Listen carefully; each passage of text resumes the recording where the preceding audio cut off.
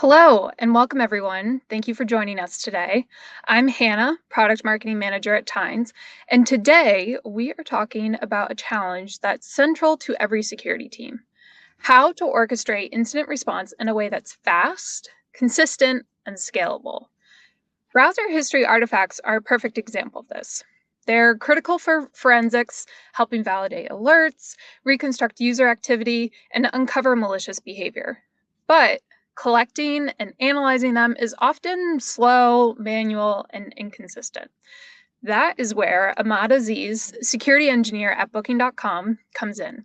After building an automated workflow using Tynes and CrowdStrike that solves this exact problem. But not just any workflow, a winning one.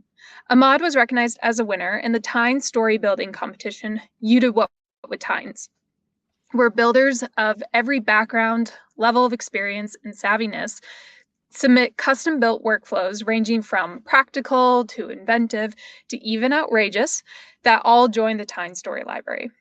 Today, Ahmad is going to share not just his winning workflow, but what other security teams can learn from building automation that scales. So, Ahmad, welcome. Hi, Hannah. Thank you. My name is Ahmad Aziz. I'm a security engineer with Booking.com. Booking.com is an online platform that helps travelers find their next stay. I also have been a Tynes Silver Builder winner last year, and I'm hoping for a gold category this time. Awesome. Thank you so much for joining us today. Before we get into it, for folks listening in live, we'll have plenty of time at the end of our session to answer questions, but please feel free to pop into the Q&A tab on the right-hand side of your screen to send over your questions at any point. We're gonna get a look at Ahmad's story, but first, let's start with some background on this workflow. Ahmad, before you automated this process, what did your endpoint investigation structure look like? So we had playbooks for every type of alert, but the execution was manual. And for this specific workflow, our analyst had to log into multiple EDRs, and they had to run the scripts manually using CrowdStrike RTR and then parse the browser artifacts that they were getting. And with numerous analysts, including L1, L2, and L3, rotating across the shifts, you can imagine the inconsistencies that can come with these kinds of workflows. Everyone had their own way of parsing it, and it was not necessarily that they would centralize the artifacts according to the case they were investigating, which wasn't ideal for an incident response workflow. Also, the playbooks were being handled manually, and updates to them could get lost, so knowledge transfer wasn't reliable for it. Yeah, I think that's a really important lesson that you called out. If your workflows depend on individual interpretation, they'll eventually break down at scale. And without that standardization, you risk both speed and accuracy. So with all that in mind, what finally pushed you and your team to say, this has to be automated? Well, we firstly got time, so it was obviously in a workflow that we had to automate things that we had. Also, we decided to look into what manual steps we had in our workflows that we could automate and save time. And we realized this could be one because analysts were storing the artifacts and capturing them, and it was all being done manually. Also, they had multiple browsers in play, which added to the complexity because they had to go in and figure out, like, for the different browsers where the artifacts would be stored. Also, overall, I would say the process wasn't just scalable. We wanted something standardized and that works every time and leaves only the decision making part to our analyst, because at the end of the day, if you're in a SOC shift, you want to take a decision. You don't want to go and retrieve the artifacts, look every time about the playbook what you are supposed to do. And also sometimes you're not aware if an update has been made to the playbook, especially if you have been working in a shift for a longer time. Yeah, that makes a lot of sense, especially around wanting your process to have more clarity and consistency. So, with all that in mind, what came next? So after that, we decided why not use automation and standardize this. The automation can handle the heavy lifting part, so our analyst can only focus on the decision making part and also save the burnout that they get from staying in shifts and getting multiple alerts. We even decided like we could explore, since Gen AI is a very trendy topic right now, we wanted to explore, could it help us and summarize the data in a better way, which would allow our analysts to only take the decision part and realize like if it's a true positive or a false positive. We also figured like if it's an automation, it could become reusable compared to just having it as a playbook, which you cannot reuse. So all these points made us think like, why not have a workflow for this? Yeah, it's important to find what tasks you can relieve your team of, especially the repetitive piece, and see how you can move the team closer to decision making and getting those results. So, Ahmad, before we see it in action, walk us through how you actually built this workflow and what design choices did you make that you think others might learn from? Yeah, that's a very interesting question. I would say I started by exploring the templates that were already available in Times to learn what the best practices were already established by the community and Time authors. I came across the CrowdStrike examples and also the Times story library, which had all of these different CrowdStrike examples, and saw different ways they were implemented, either with pages or a webhook, so you could trigger the automation. Then I thought if I am using a webhook, I could also integrate it with Slack or any other of comm ops platform that you have. So you could use this kind of automation. The key was making it expandable. We needed support for multiple browsers. So I also worked with an engineer who had already written the script before on how to extract the artifacts and get it from a machine. And I understood what was working right now and how could I start replicating it in Times. I had this goal in mind that I want everything to be living on Times.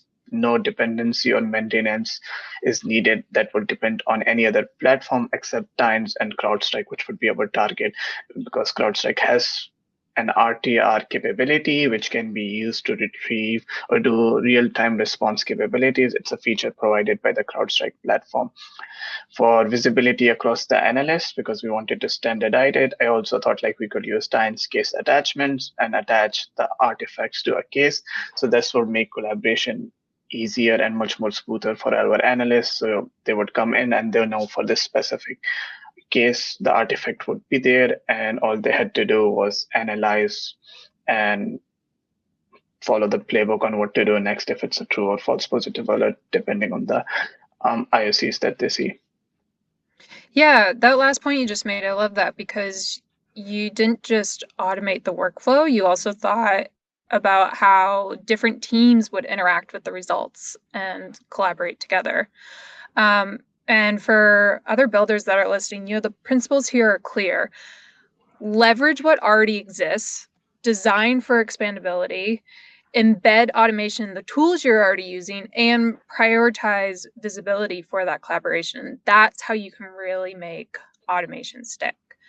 Ahmad, were there any Times capabilities that really helped you put those design principles into action? Yes, definitely. Like I mentioned, the story library part and its pre-built templates were huge for getting me started and going in towards the right direction, because I could see like all the different capabilities that Times had that I just wouldn't have thought about while I was working just in a story itself. In the product itself, send to story is one of my favorite features because it lets you compartmentalize and reuse logic across your multiple workflows. It would be like a microservice kind of thing if you think about it as well. But Times also has a different capability where you can use APIs or set your workflows as APIs, and both of them, at least in my opinion, were pretty good features to let you reuse multiple workflows and reuse the logic instead of recreating it every time. Another feature that I really liked was Pages. It was really intuitive to work with through the whole process, and it made the workflow easy to explain because I could give my analyst an instructional form on what to do next, and it would give them a step-by-step process for the workflow so they would know what they have to do and where would they get the output part, and if they needed to touch anything else. Also, Pages could be secured with access controls, which was pretty nice because we wanted to make sure only specific members had access to that specific page. I also like the notes feature in the stories because you can document your stories and what you're trying to do next. And it's very helpful because it's visible right over there compared to writing a description for an action, because most likely you might miss a description, but seeing a note right there in your story workflow makes it very easy to figure out what's happening over there. Another feature that I've recently started using for pages, at least, is the collections. I feel like that's pretty nice as well. Yeah, I love pages. The collections make it all look so nice and organized. And I know pages are an area that a lot of our customers are getting value from. So I love that you and your team are able to enjoy the usability of it, and that it's core to your workflows. So we've heard so much about this CrowdStrike workflow. I'm sure everyone on the call is eager to see what it actually looks like in practice. So Ahmad, could you give us behind the curtain and show us your workflow? Yes, sure.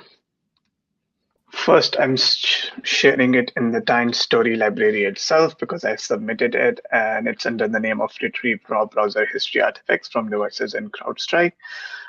Here you can view like what elements are there, what actions are there. But for a deep dive, you might have to import it into your own tenant to see what capabilities are there and how it exactly works. This is more for, in a sense, that this is actually submitted and lives live on the Time Story library. I'll stop sharing this and go to my story right now that I have in my own tenant.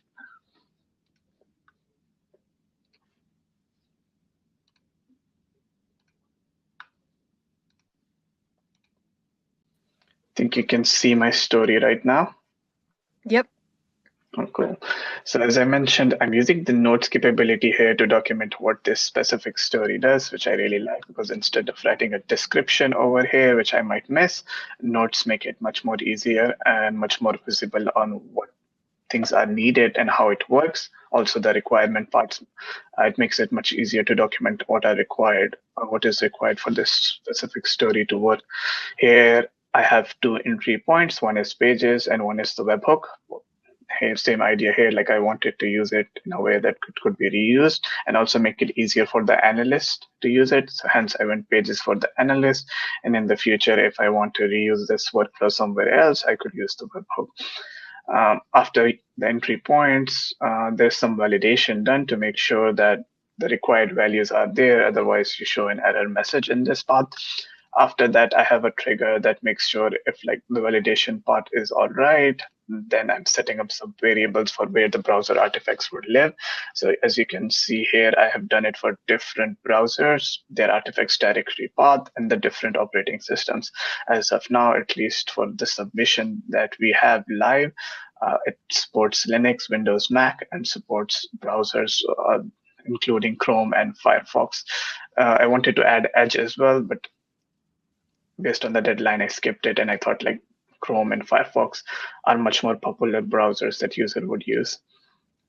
If you want to add a new one, you can just make a new entry over here. You just need to choose a unique name for your browser, specify the artifactory path, the operating system.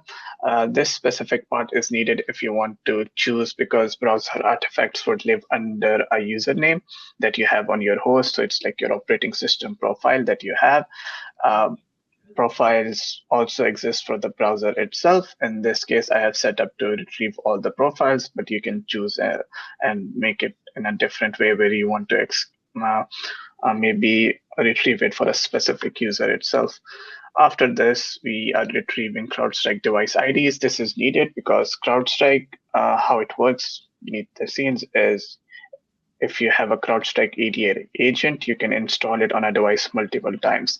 And if you do that, you get a different device ID for it. That's how CrowdStrike uniquely identifies it, that this is a new device, but at the same time, the device could have a host name. So a same host name could have potentially different device IDs, but you would want the latest one that is also alive. So this was why this query is done, to retrieve the device IDs and make sure the host is seen. this is again the validation part. If the device ID does not exist, give you a message about it. If it does, you select the device ID, you start a CrowdStrike RTR session. Again, RTR would be CrowdStrike's feature or Falcon feature that they have, that you could do real-time response capabilities, which is quite helpful for incident response analysts and even a SOC analyst if they want to retrieve some files or run some commands, see what kind of processes are running, network connections happening on the machine, and so on. After that, we are doing making sure the session has been initialized. Here, I could have done it better. I could have added a loop back to make sure that if the session hadn't worked, maybe a counter and redo it. But for the submission, I kind of skipped it. But this is some improvements that in the future I could add over here. Since the workflow supports multiple devices, this is exploding it so that it would work for all the different devices that are specified. I have the browser artifact selection here as well. So according to the operating system, which we retrieve from the CrowdStrike device profile, it will select which operating system is on the machine and retrieve the browser artifacts for that. We support Mac and Linux and Windows, and they have like different branches because Mac and Linux are kind of similar on how the extraction part works. But for Windows, I had to do a bit different. I couldn't use the Linux commands. And since I wanted everything to be built in times, I could have uploaded a script. But again, Mac and Linux use shell scripts. On the other hand, Windows use batch scripts or PowerShell. So for Windows, I decided to go for a PowerShell script, which looks for in CrowdStrike terms, they call it run script on how it works. You're retrieving all the browser artifact paths from here. And then after that retrieval path is done, you're changing it because I wanted it to live on the machine as well and make it in a way that there is no dependency. So I had to move it to a temporary directory where these artifacts could live. And after I have them, I'm creating a zip archive file, again using a PowerShell script. And then I'm executing the RTR command to retrieve those files. A similar thing happens here for Linux, where I'm initially checking that if the file artifact path exists or not. If they do, I extract the browser profiles. If browser profiles path are found, I go to a temporary directory, copy those artifact files over there, and then execute the RTR zip command to retrieve it. Zip has this capability where you can just do it, at least in Unix, it has this capability where you could do this with one command, which was pretty good compared to Windows, where I had to write this PowerShell script so they could retrieve the files. After that, the files are retrieved because how RTR works, the files are uploaded to the RTR console. So you have to retrieve it from there. Hence, this function is needed to retrieve the capability from the CrowdStrike cloud. And I'm retrieving the file details and the files over here, changing it to like file array, file devices. All of this is mostly done to get the output result that I would have at the end. Then I am creating the whole output result that I would give to either the analyst or through pages. In this case, I'm also uploading it if it's a page inside a specific zip that is uploaded inside page so that the analyst could download it. If I click over here, you could see, for example, this would be the path where the browser history download would be added as an attachment. So you could use this page to download it. I think if I similarly go to the first page, you could see like it's like an instructional workflow, like what you would how are you supposed to use it. You're supposed to enter the endpoints host names, the username that you want to investigate for, and then you click on submit, which starts the workflow. I hope this makes sense to everybody, and I think that is pretty much for the demo. Back to you. Yeah, no, that was awesome. Thank you so much for taking the time to walk us through your workflow. We appreciate it, especially seeing like what the pages look like. After this went live in your environment, what kind of impact did this workflow have on your team once it was in place? So it really sped up the response process, I would say, because the analysts no longer had to manually go to a machine and download and parse the artifacts. They did not have to look up what the user host name or username was for that specific case that they were investigating. It also standardized the process in a way where you would have consistent workflows across the team, which was quite good for having standardization across our team. And also, you don't have to look at a playbook every time on what you're supposed to do next because you already know the artifacts are there and you can start investigating them. It also allowed us to centralize the artifacts in a central place. For example, adding it as a case attachment, which made it quite easier for collaboration. And we were also able to expand it to other browsers because you can expand it to Edge, Opera, or any other browser you see fit that you have in your environment. And also, once you have the specific workflow running, if you're using multiple CrowdStrike tenants, you can expand it to that, or different EDRs, you could expand it to that, but you would have essentially one workflow that could work for you on different tenants, which is quite helpful. Yeah, that consistency across the board and that organization that it gives you guys is key. So let's talk about what others can learn from your experience. What would be the biggest takeaway you'd share with security leaders? I would say that you can build end-to-end automations without needing complex external components. That's like one of the biggest learning that I had, at least, that you would also essentially want to reduce dependencies in your workflows because that would eliminate fragility. Also, it will simplify governance and maintenance for you. Also, automation is stronger when it's consolidated in one platform instead of it leaving it in different playbooks or in an analyst head and so on. On how to, I would say, another lesson I would say is start with a specific pain point, right? If you have an actual pain point that your organization or your team is trying to solve, it will create a lot of value and people would be happy with it. And you don't have to have the perfect solution because as engineers, that's what we essentially want. We want the perfect solution that works in every case and every edge scenario. But after trying to create something like this, I realized like you don't necessarily need to do that. You need to iterate quickly. You need to have something working that your analysts could use, and then they could give you some feedback, which is very helpful because there would be scenarios that you would not be thinking of till the feedback comes back, and then you realize like, oh, I could improve this workflow specifically. Also, the value compounds when you're building it iteratively, not all at once, because once you have something specific working, people realize, oh, you could do something else, like in case of like AI summarization, you could test that and so on. So it's pretty good to see like, okay, if you have one specific workflow that is in place, how people could start coming up with newer ideas that you did not previously think of. Also, I would say we should view automation as a living system.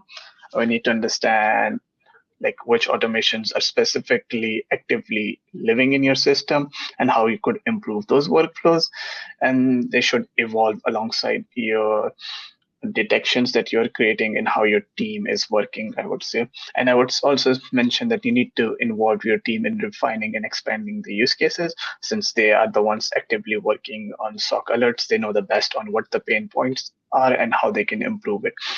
And I would say that you finally see stories or time stories as a dynamic asset, not as a one-off project that once, if it is working, it just works. There is nothing else to do.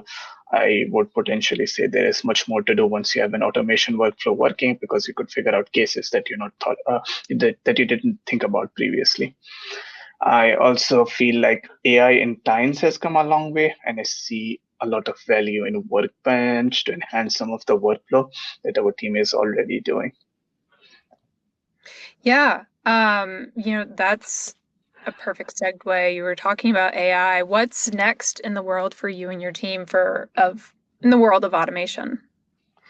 I would say we are really excited about Workbench, pages, and collections, and all the other elements that are coming with it. It is pretty exciting. Even thinking about AI agents, I recently saw that Times released MCP server, and I'm very interested in that because if you have a proper MCP client working and that could talk to an Workbench, essentially it would be expanded to other workflows that you were not thinking about.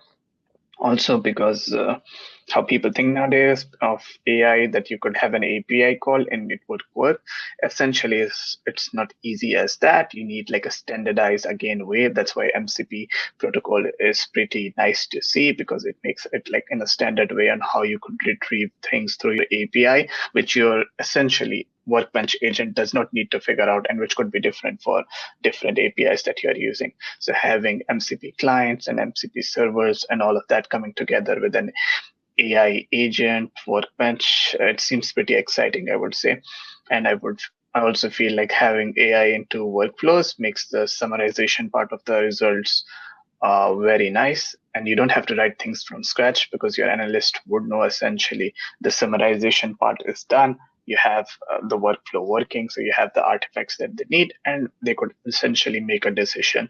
And if they want to improve things, they could tell you about that as well. Yeah, I mean, AI just in general, however you choose to apply it, opens the door to so many new possibilities. And you were saying before about being open to feedback, being open to continue to iterate on your workflows. I think AI really can help with that.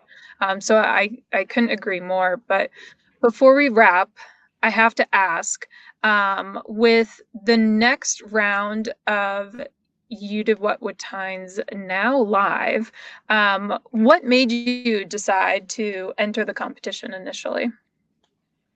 So one of our contacts at Times introduced this competition to us, and I was like, it might be a fun challenge, so why not try for submitting one entry? And then I was already working on this story, so I decided to check up the Times story library to see if something similar like this exists.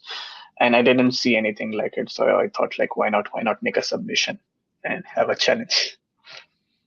Yeah, I mean, you mentioned that before. I love that you checked out the library and found that gap to fill. Is there any other advice, any additional advice you would give to someone entering our currently live competition? Yeah, I would say don't give up. You can make it, I guess, because I had to submit this entry at till midnight. I was working on this workflow and just trying to polish it, making it nicer, thinking had I missed anything, and then finally realizing, okay, I think I can make a submission. I would also say look at the previous submissions. You can learn a lot about how they are structured and what's possible. It was very helpful for me realizing like what other people had done already, because that makes you understand like how amazing Times can be and what's possible with it, which otherwise, if you're just reading documentation, you wouldn't think about much. You might even get inspiration for features or capabilities to include in your own submission if you're looking at a Times story. Like, Yeah, there's inspiration everywhere you look, I'd say. Um, Ahmad, thank you so much for sharing your journey with us and your insights. For everyone tuning in, here's a quick little recap. Um, Remember to standardize before you scale. Manual processes don't scale in security. You should be designing automation for both builders and the analysts in mind, and be mindful of your audiences. You want to be building for iteration, don't wait for perfection.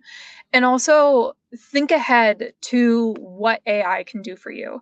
It's not about replacing humans, but about helping them focus where their judgment matters most.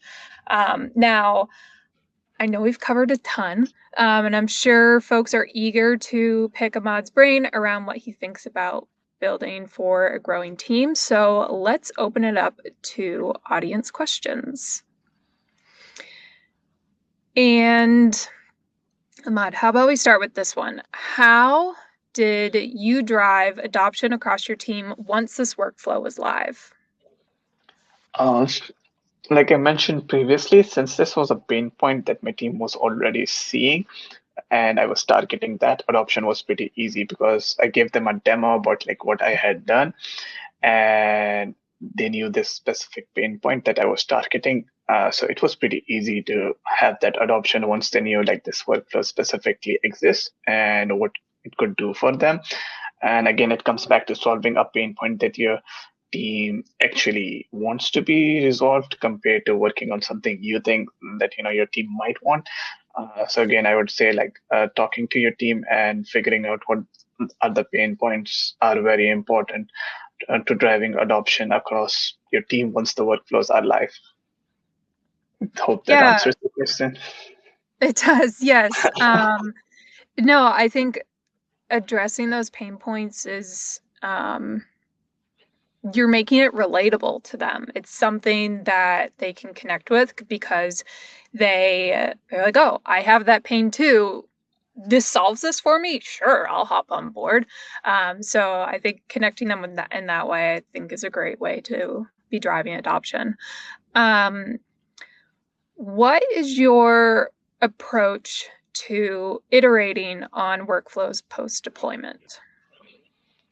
So the approach here is to make it live once and get feedback as early as I can, because if I have feedback, I could know essentially if I'm actually solving something my team wants or I'm working on something that's just in my head. And once I have that, I make like I would say a minimum viable product that is ready for my team to use. I make it live and push it into production, and then I start getting feedback from them as well. And also, while you're working on a workflow, you would come to know about capabilities that you didn't thought about before. So it's pretty important to also start working on building something once you know that this specific pain point exists, and then start getting feedback from the team, because if they know they could potentially get feedback, or sorry, they could potentially give feedback on a specific workflow, and it could be improved. They would be very open to giving feedback to you on how your workflow could be improved. So that would be my approach on how I would improve or iterate on a workflow after the deployment part is done. Yeah, and I think that goes along nicely with the answer you previously gave, in that getting that feedback early, you're continuing to evaluate the problem. Is this still relevant to the team? What else can we do to improve it? So, yeah, get feedback early. I think that's really smart, and continuously. Um, looking ahead, um, so this might be our last question, but what are you excited for when it comes to Tines Workbench and building with agents and Tines? Would say I'm very excited about exploring them to see what capabilities and what problems I could solve with Tiny's Workbench, especially the summarization part about a specific case. How could I summarize it? And then with agents, at least, I am very much interested. Like CrowdStrike recently released their own Falcon MCP client as well, I would say. And I'm interested in figuring it out how I could communicate using Times Workbench with those kind of MCP agents that are published by other security vendors, and how they could improve our workflows. Because I feel like AI or Gen AI at least is very good in the summarization part. And it could be very helpful to save time for your analysts, because they don't have to think about what to write, but they have to think more about what decision to take. So I feel like that is very interesting. And maybe if agents could do more than just summarization, if they could actually talk and use APIs properly and do decision making part for us, that would be very interesting to see as well. Yeah, and you mentioned CrowdStrike being able to have your systems talk to one another even more fluidly, I think just makes your work that much more efficient and effective. So that was our last question. Ahmad, thank you so much again for sharing your story, giving us such a transparent look into your process. Really appreciate it. It's been great to hear how you solved a real world challenge and built something that's now helping your team every day. And congratulations again on winning in last year's YDWWT competition. And thank you everyone for tuning in. We will share a recording of today's session along with some resources to help you get started with your own workflows. And of course, the YDWWT competition is accepting submissions now until October 24th. So check out tines.com/YDWWT for more information and how to submit your own workflows. We can't wait to see what you build. Thank you, everyone. Thank you for having me.